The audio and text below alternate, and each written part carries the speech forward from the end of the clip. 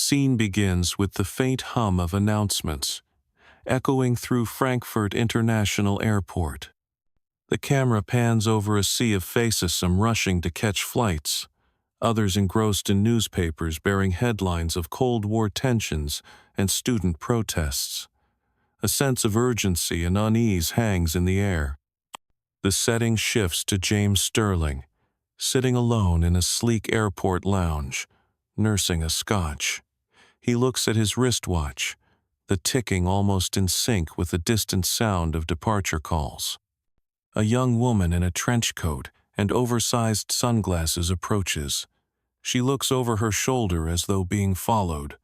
Her voice trembles slightly but carries an urgent edge. Veronique, whispering, "You're Sterling, aren't you? James Sterling." James, looking up, raising an eyebrow. "Depends on who's asking." Veronique leans in, speaking rapidly. "I don't have time for games. They're already watching. Please, you have to help me." James studies her, unimpressed. "Lady, I am just passing through. You must have mistaken me for someone who cares." Veronique grabs his arm. Her voice drops. "You don't understand. They will kill me if I don't disappear, and if they catch you, they won't hesitate either." James pulls his arm away. "This isn't my problem." She pulls out a worn envelope, slides it onto the table. Inside is a boarding pass for a flight to Frankfurt, a passport under a false name, and a photograph of a man in a high-ranking military uniform. James, picking up the photo. "And this is supposed to mean something to me?" Veronique, her voice hardens. "It will. Trust me, this is bigger than both of us." Glances over her shoulder again. Her fear is palpable. "Take my place, just for a few hours. Pretend to be me. Board the flight. That's all I ask." James chuckles dryly. "You make it sound so easy. And what do I get in return?" Veronique leans in, whispering, "Your life." Before James can respond, she stands abruptly and disappears into the crowd. His eyes linger on the envelope, now feeling the weight of eyes on him. He senses he's being watched. A suited man at the bar glances over, then quickly looks away when caught. James pockets the envelope and rises slowly. A boarding call echoes over the intercom. His flight is next. As James makes his way to the gate, he can't shake the feeling that something has shifted irreversibly. The camera focuses on his facecam, but his eyes betray doubt. The final shot lingers on the envelope in his pocket as the scene fades to black. In the vast labyrinth of airports, where everyone is both visible and invisible, some choices are as fleeting as a departure gate and just as consequential. Scene begins with the rhythmic clicking of polished shoes on marble floors. The camera pans to James Sterling, standing at a massive airport window, his reflection faintly superimposed against the backdrop of airplanes taxiing on the tarmac. A glass of untouched whiskey sits on the ledge beside him, condensation trickling down its surface. He's not watching the planes. His gaze is somewhere far away, lost in thought. A colleague from the diplomatic corps, Richard Hall, approaches with a jovial grin, breaking James's moment of solitude. "Richard, James, there you are. I thought I'd find you at the bar, drowning the sorrows of another fruitless summit." Chuckles. James, without turning. "Why bother, Richard? Whiskey only blurs the edges. The futility is still there when the bottle's empty." Richard leans on the ledge, peering at him curiously. "Good Lord, you are morose today. What's eating you?" James finally looks at him, faint smirk. "Morose? That's putting it kindly. Let's call it existential exhaustion." Richard grins, teasing. Is that a diplomat's way of saying midlife crisis? James snorts, a flicker of humor breaking through. Diplomacy has a way of aging you faster than war. At least soldiers know which side they're fighting for.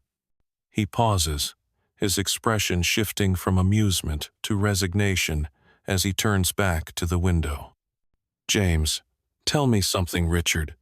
Have you ever stood in a room full of leaders and realized that not one of them is truly in control? That we're all just puppets dancing to strings we can't even see? Richard awkwardly clears his throat. That's bleak, even for you. James, ignoring the comment. Every time I walk into those gilded halls, I wonder if anything we do actually matters. Treaties are signed, alliances forged. But the world remains the same. People still suffer. Corruption still thrives. And us? We're just rearranging deck chairs on a sinking ship. Richard, softly, maybe. Or maybe it's about holding the ship together for a little longer. James chuckles bitterly. Optimism suits you, Richard. Don't let it ruin your career. A beat of silence passes. Richard, sensing he won't get through to James, claps him on the shoulder and moves on. James remains at the window, the bustling airport reflected in his tired eyes.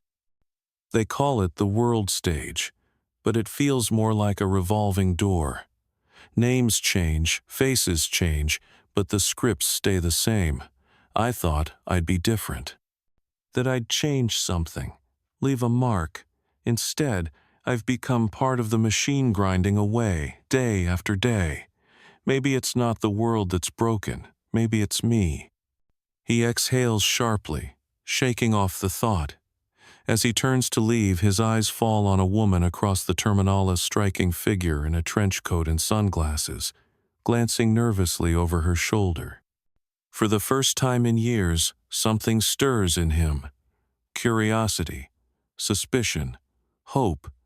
He doesn't know. But he knows one thing. He can't look away.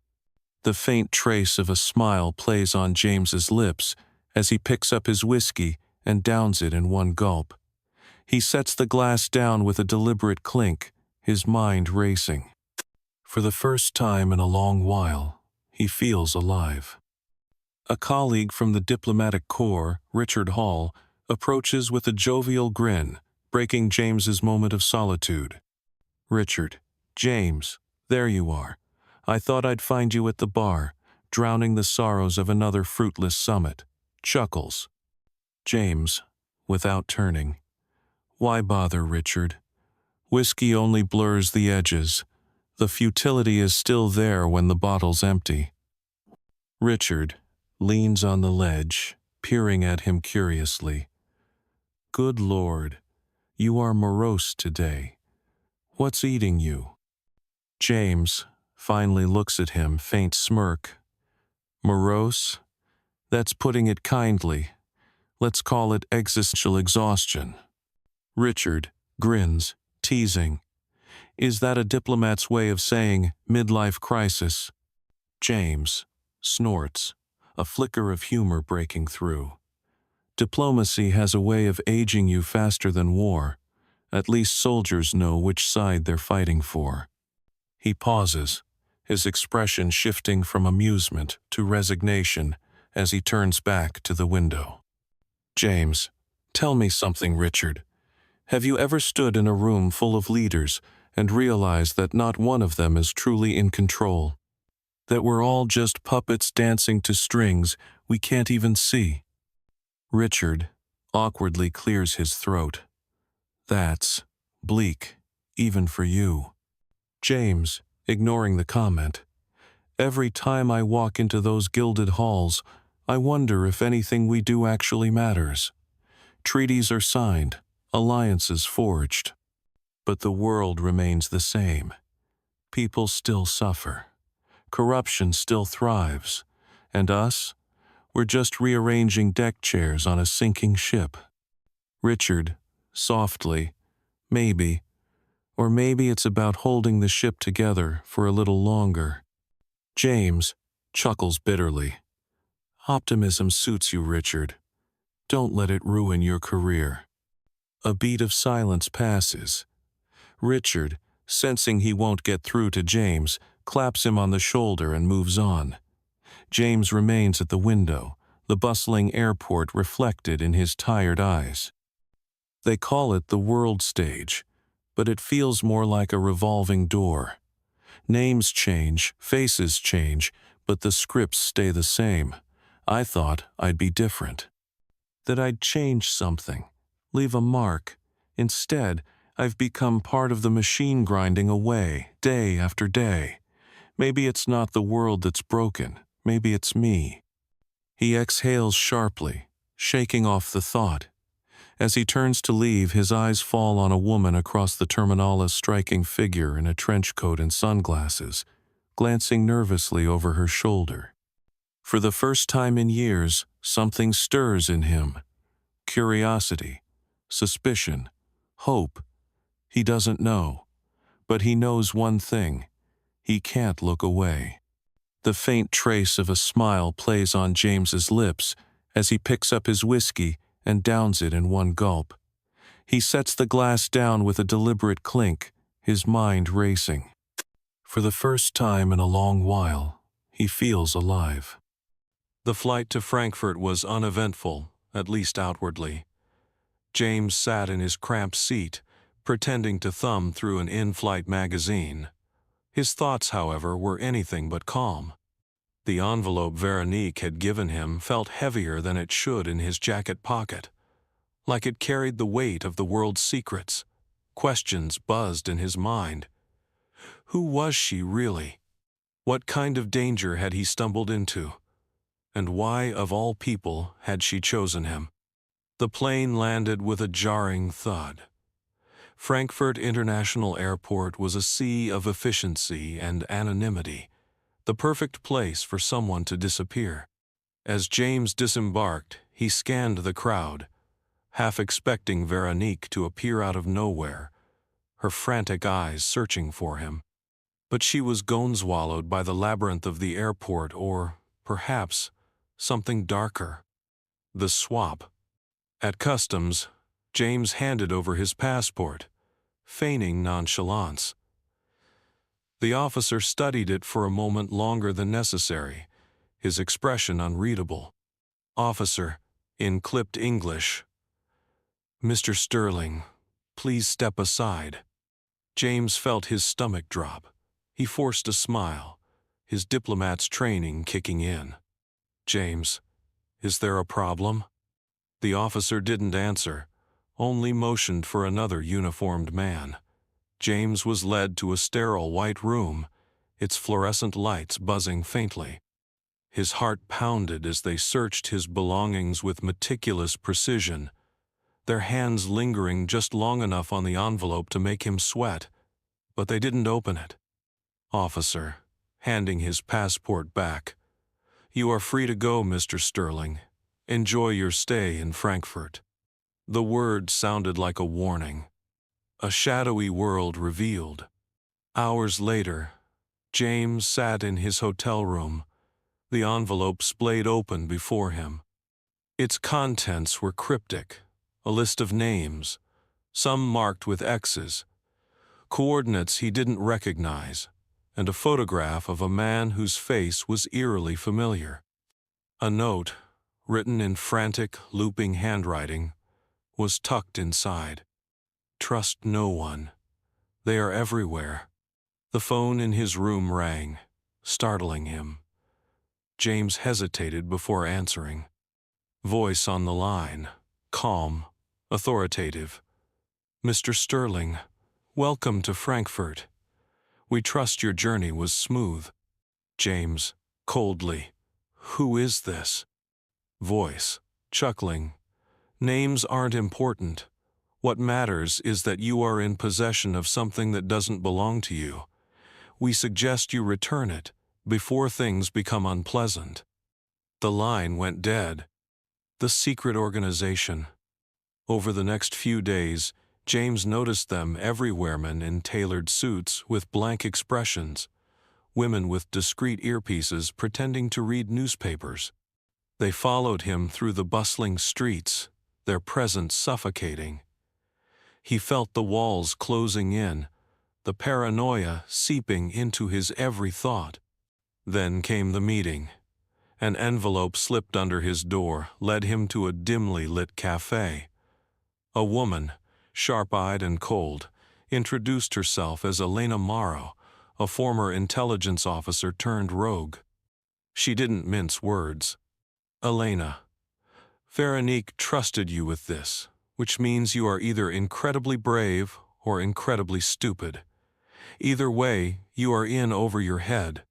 James, dryly, thanks for the vote of confidence. Elena spread out the documents on the table, her voice low. Elena, these names, they're key players in a shadow network. Politicians, CEOs, even media moguls. They've infiltrated every major institution. Their goal is simple: absolute control. And Veronique was one of them until she wasn't. James, leaning in, you are saying she, what, turned whistleblower? Elena, exactly. She stumbled onto their latest operationa plan to destabilize nations by manipulating information, spreading fear, and controlling narratives. If they succeed, no government will be able to stand against them. Growing tension.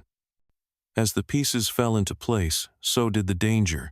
The group was ruthless, eliminating threats with surgical precision. Veronique's disappearance was no coincidence. The photograph in the envelope. It was Marcus Voss, the charismatic leader of this organization, a man who preached order while orchestrating chaos. James and Elena traced the conspiracy to an upcoming summit in Geneva, where global leaders would unknowingly rubber-stamp policies that would hand control to the organization. Every step brought new risks. Hotel rooms were ransacked. Anonymous messages threatened their lives. Friends and colleagues James thought he could trust turned cold, their loyalty suspect.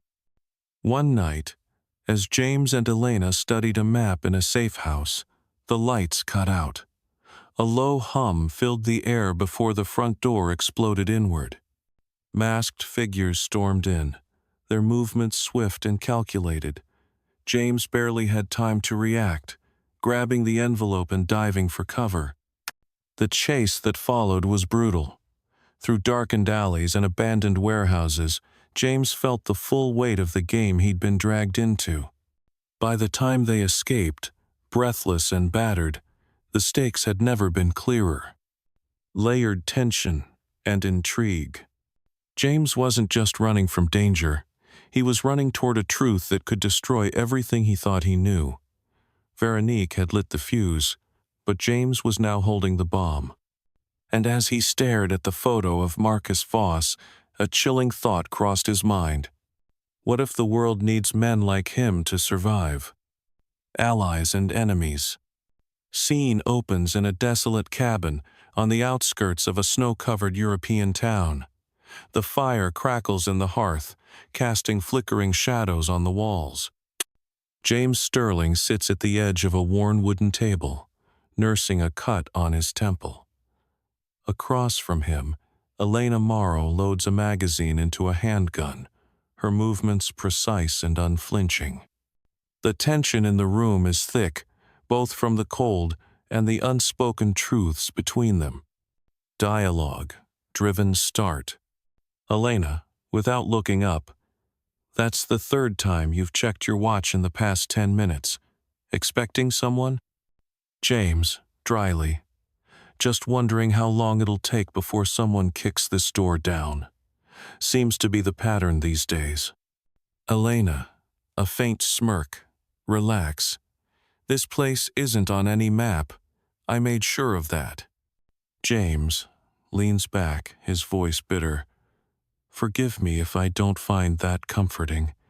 The last safe place we had ended with me dodging bullets in an alley. Elena finally looks at him, her gaze sharp. And yet, here you are. Still alive. You are welcome.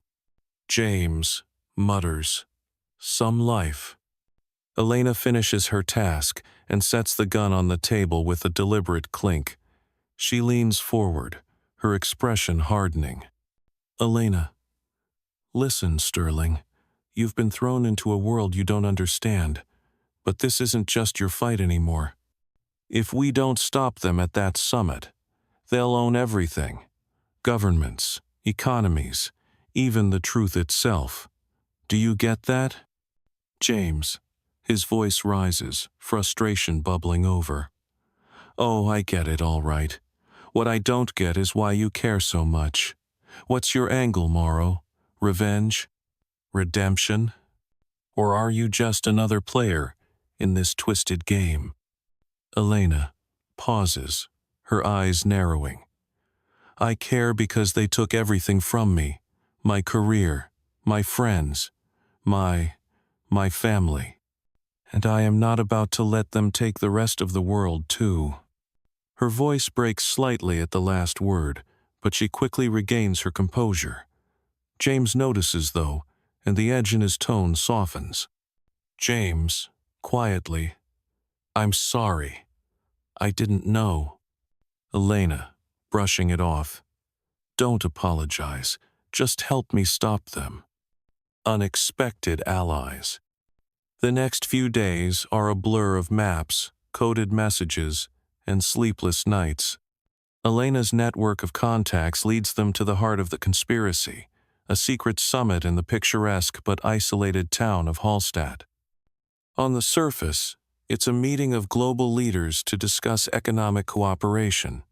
In reality, it's the stage for a power grab that will shift the balance of the world forever. As they prepare for the mission, James begins to see a different side of Elena.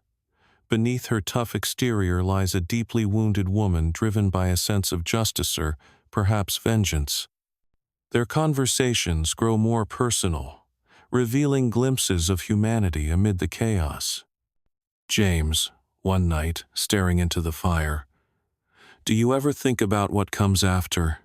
If we actually pull this off, I mean." Elena shrugs. "After doesn't matter, not to me." James looks at her, frowning. "That's a terrible way to live." Elena meets his gaze, her voice soft but firm. "It's the only way I've survived." The enemy within. But just as they begin to trust each other, cracks start to appear. Elena intercepts a message that suggests someone close to James is feeding information to the organization. The revelation shakes him to his core. He begins to scrutinize everyone he's ever trusted, his colleagues in the diplomatic corps, old friends, even his family. Elena, laying the message on the table. "This came from inside their network. Someone you know is working for them." James, reading the message, his voice incredulous. "That's not possible. These people, I've known them for years." Elena, coldly. "Years mean nothing when power is on the table. Everyone has a price, Sterling. You just haven't seen theirs yet." The paranoia begins to take its toll. At the next meeting with one of his old contacts, James can't help but notice the man's nervous glances and vague answers. Later, he finds a tracking device hidden in his coat pocket. He confronts the man, but his denials only deepen James's mistrust. James, grabbing the man by the collar, "How long have you been selling me out? Was it before or after you shook my hand at my wedding?" Contact, stammering. "You are making a mistake, James. I swear, I had nothing to do with it." But James can't take the risk. He cuts ties with everyone except Elena, knowing full well that isolation is exactly what the organization wants. Every shadow seems to hide a spy. Every phone call feels like a trap. Layered suspense. As the summit approaches, James and Elena are pushed to their limits. Trust becomes a scarce commodity, and the weight of the mission threatens to crush them both. Yet despite the odds, they press on. The stakes are too high to do otherwise. In the quiet moments before the final push, James sits alone, staring at a photo of his family tucked into his wallet. He wonders if he'll ever see them again or if they too have been pulled into the web of lies. James, to himself, how did it come to this? The final countdown. The clock ticks louder in James Sterling's mind as the train speeds through the snow-blanketed Austrian countryside. The world outside the window is serene, almost tranquil, a stark contrast to the storm brewing in his chest. Beside him, Elena Morrow checks the contents of a discreet leather bag, her movements deliberate and calm. It's a facade. James knows one she wears as effortlessly as her tailored coat. Beneath it, she's as tense as he is. They're running out of time. Scene begins. On the way to the summit. James, staring out the window, voice tense. Do you think they already know we're coming? Elena, without looking up, they always know. The question is, how much do they think we know? James, bitterly, enough to get us killed. Elena glances at him, a flicker of amusement in her eyes. Cheer up, Sterling. You've survived this long. You must be doing something right. James doesn't respond. His mind drifts to the Summiton exclusive gathering of the world's most powerful leaders and influencers. The agenda, at least on paper, is innocuous. Discussions about economic recovery and international cooperation. But behind closed doors, the real agenda will unfold. The shadowy organization plans to manipulate the event to launch their vision of a new world order.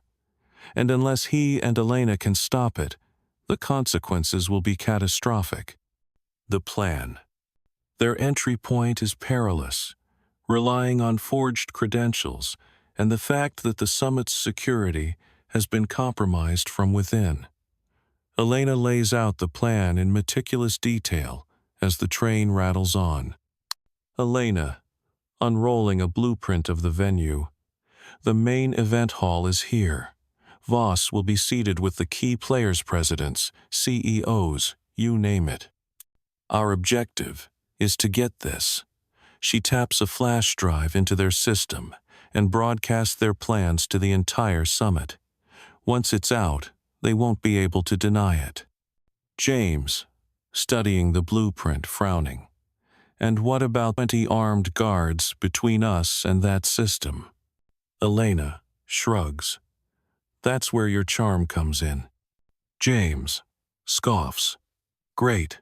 I'll just dazzle them with my wit while you hack into a billion-dollar security network. Elena, smirking.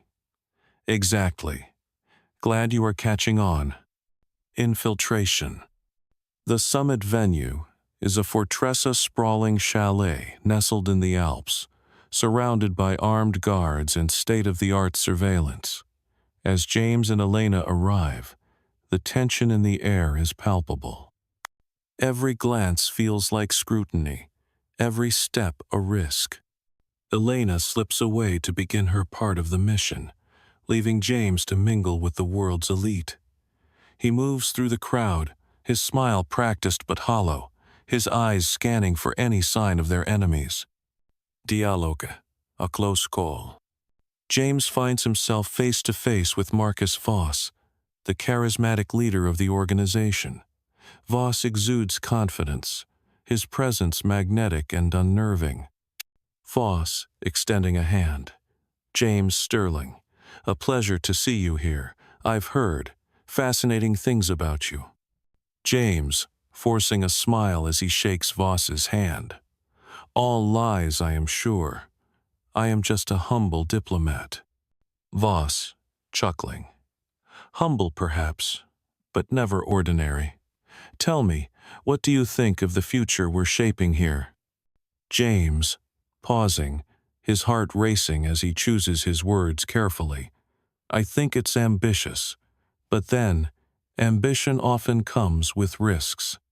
Voss, leaning in slightly, his voice dropping. Indeed it does, but without risk there is no reward. Don't you agree? Voss's gaze lingers a moment too long, and James feels the weight of the man's suspicion. He manages a polite nod before excusing himself, his pulse pounding in his ears. The mission unfolds. Meanwhile, Elena navigates the labyrinthine corridors of the chalet, avoiding guards and bypassing security checkpoints with precision. The flash drive is clutched tightly in her hand, a lifeline for their mission. She reaches the server room, her breath hitching as she hears footsteps approaching. Ducking behind a column, she waits, her heart hammering in her chest. Back in the main hall, James notices subtle shifts in the atmosphere. Men in dark suits exchange glances. Conversations hush as Voss whispers to his associates. The organization is on high alert, and James knows they're running out of time. James, into a concealed earpiece. Elena, where are you? We've got company. Elena, whispering back. Almost there.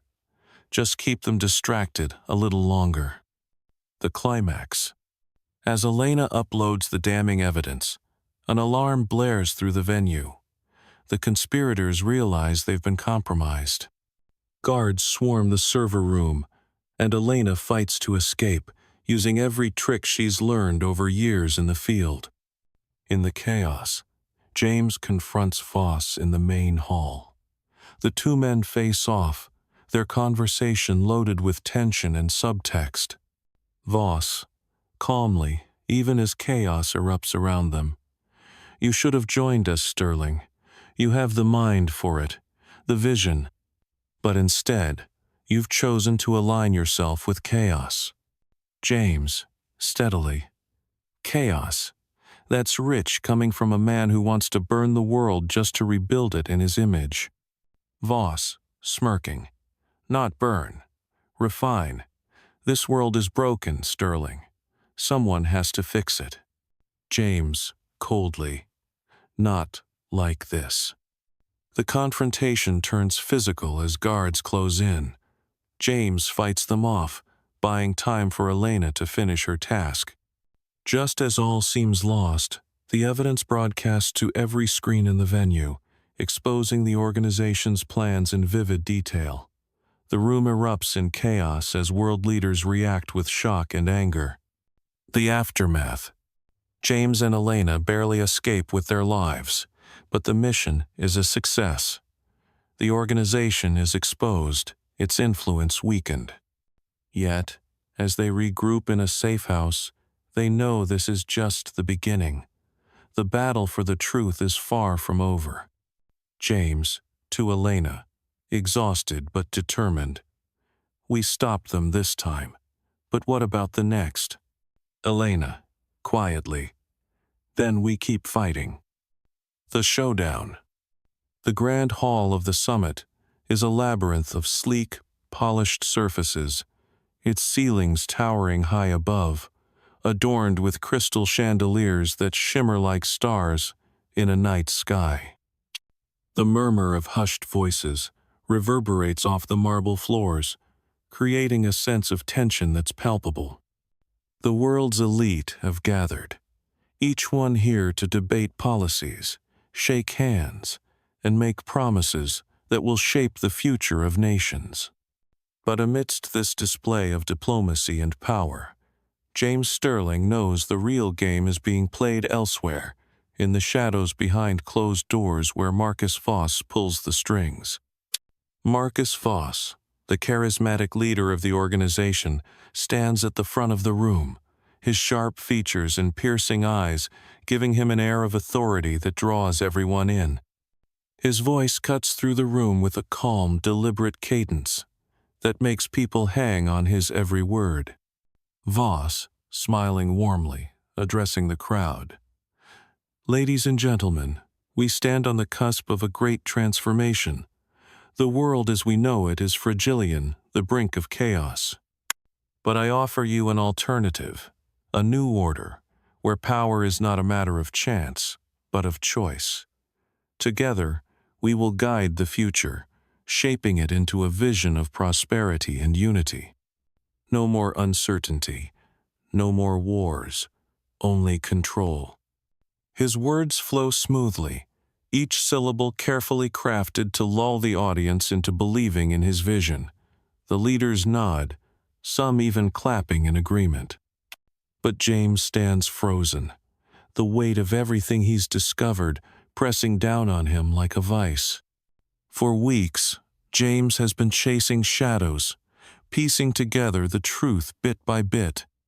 And now, standing in the very heart of the conspiracy, he knows that Voss's vision is not one of peace, it's a vision of absolute control.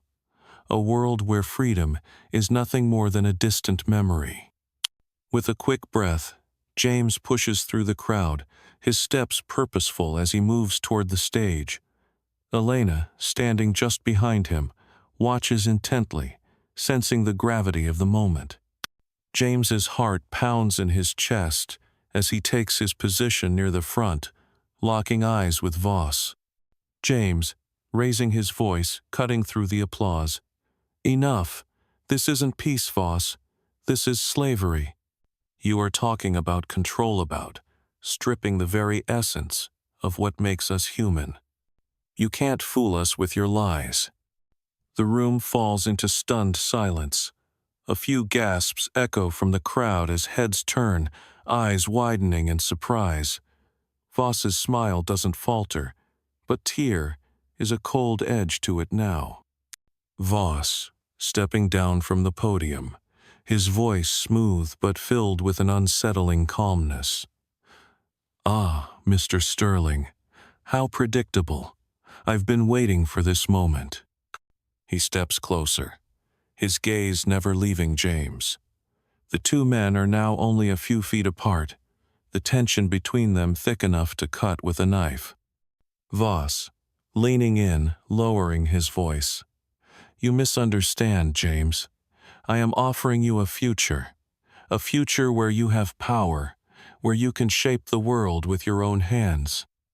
You, of all people, must know how fragile things are, how much power you could wield if you simply accepted the inevitable.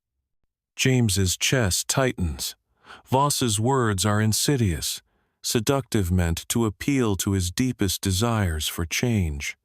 But he won't be swayed. He's seen the devastation that Voss's vision could bring, the lives that would be destroyed in the name of this false peace. James, shaking his head, his voice steady but filled with resolve. The only thing inevitable is that you'll fail. People will never submit to your control.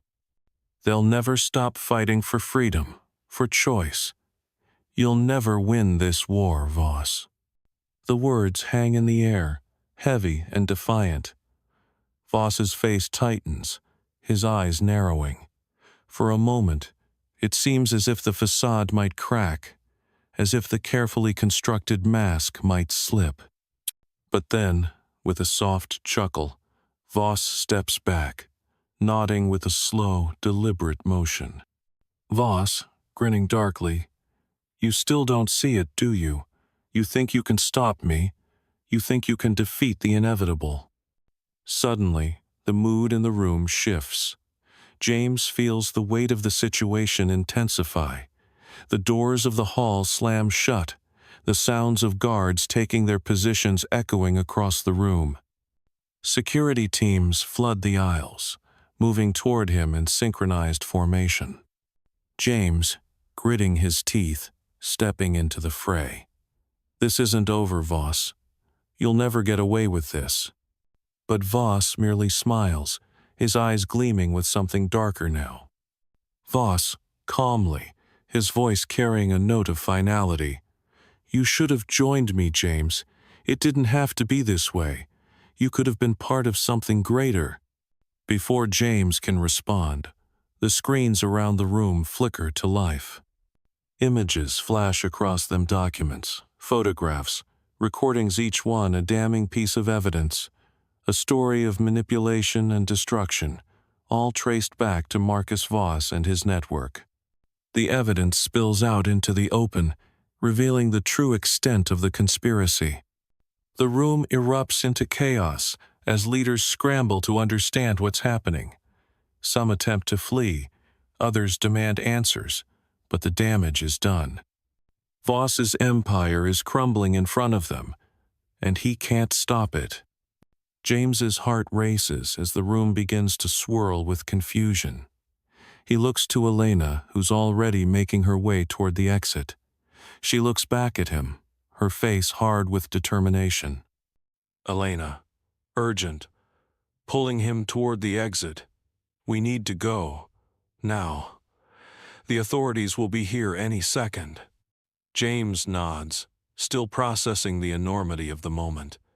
As he turns, he steals one last glance at Voss, who is now surrounded by security, his face a mask of fury and disbelief. James, to himself, quietly, this is only the beginning. With a final, decisive movement, James follows Elena out of the hall. The doors close behind them, and the world they once knew begins to unravel, the echoes of Voss's crumbling empire still reverberating in the air. Conclusion. A new world order. The revelation. The world is still reeling from the shocking exposure of the conspiracy. News outlets are flooded with breaking stories, while global leaders scramble to salvage what's left of their credibility. James Sterling, now a reluctant hero, sits alone in a dimly lit room, surrounded by the weight of the truth he has uncovered. On the desk before him lie files, dozens of them each, one a piece of the sprawling, intricate puzzle that Voss and his shadowy organization built over decades. James's fingers tremble as he flips through the documents, photographs, and wiretaps. He's seen it all: the clandestine meetings, the manipulation of world events, the weaponization of fear. The pieces of the conspiracy have fallen into place, and what he's discovered is nothing short of horrifying. Voss and his organization weren't just trying to control governments or businesses. They were engineering an entire worldview. A new world order built on the manipulation of mass fear, societal division, and the rewriting of history. James, muttering to himself, disbelief still in his voice. They were planning to rewrite the rules of the world itself, to make us believe we needed them. The conspiracy had planned to use fear as the driving force behind global control, exploiting crises real and fabricated to push nations into submission. They had control over media, technology, and even global economic structures. The plan was to orchestrate global events, like wars and economic collapses, in order to manufacture a false sense of chaos. In the wake of this chaos, they would present themselves as the only solution, the only way to restore order. But the more James read, the clearer it became. This wasn't just about global politics. It was about creating a new reality, one where the masses were no longer free to think, to act, to choose. A reality where the organization would control not just the actions of governments, but the very thoughts of individuals. The weight of it all crashes down on James. This isn't just a political power struggle. This is an existential fight for the soul of humanity. James, gritting his teeth, staring at the documents. This was never just about power. It's about control, complete control. His mind races, knowing that he's exposed the organization's plans, but also realizing the consequences. They won't stop. They never intended to. And now that the world knows what they were planning, their desperation will only increase. Voss is gone, but the organization is far from dismantled. The damage is done, But the war James realizes has only just begun. The aftermath. The days that follow are a blur. Global leaders attempt to regain control of the narrative, issuing statements of apology and promises of reform. But the truth is out, and the world is shaken to its core. Trust in governments, media, and global institutions is shattered. Public uprisings spread across the globe as people demand accountability. James's life, too, is in turmoil. The quiet, uneventful existence he once led in the corridors of power is gone forever. He is no longer just a diplomat, is a symbol of resistance, a beacon of truth in a world that now feels like it is teetering on the edge of collapse. James finds himself caught between two worlds, the one he left behind and the one he now faces, where every decision, every move, could have far-reaching consequences. The whispers of the conspiracy still echo in his mind. He has exposed their plans, but their shadow lingers. The organization's reach is far deeper than he could have ever imagined. His every step is now watched. He's become a target, a player in a game that spans the globe. James, to Elena, standing beside him, both of them looking out over the city skyline. This isn't over. I thought exposing the truth would end it, but it's just the beginning. Elena, nodding, her voice grim. We've only uncovered the surface. There are too many players, too many hidden agendas. The world will change, but it won't be easy. It never is. The future is uncertain. The world is a fractured, unstable place, and James realizes that T here is no going back to the way things were. The conspiracy might have been exposed, but the forces at play are still very much alive. He knows that the battle for the future is far from over, and he can't afford to let his guard down not for a second. Cliffhanger. Just as James begins to digest the enormity of his situation, the phone rings. It's an unlisted number, one he doesn't recognize. He hesitates before answering, his finger hovering over the receiver for a moment. James, warily, his voice low. Hello? T here is a long pause on the other end. Then, a soft voice, almost a whisper, cuts through the silence. Voice on the phone, calm, cryptic. You thought you ended it, James. But the game is much bigger than you think. The organization is only one piece of a much larger puzzle. Veronique's disappearance was just the start. We're watching, and we will not be ignored. The line goes dead. James's heart skips a beat as he stares at the phone in his hand. His pulse quickens, his thoughts racing. James, muttering to himself, unease creeping in. What the hell does that mean? As he looks out the window, the city lights twinkling in the distance, a sense of dread settles over him. The fight for global control has only just begun. The conspiracy may have been exposed, but something far more dangerous is lurking in the shadows, and James is about to find out just how deep the rabbit hole goes. The world may have changed, but for James Sterling, the real battle is only starting.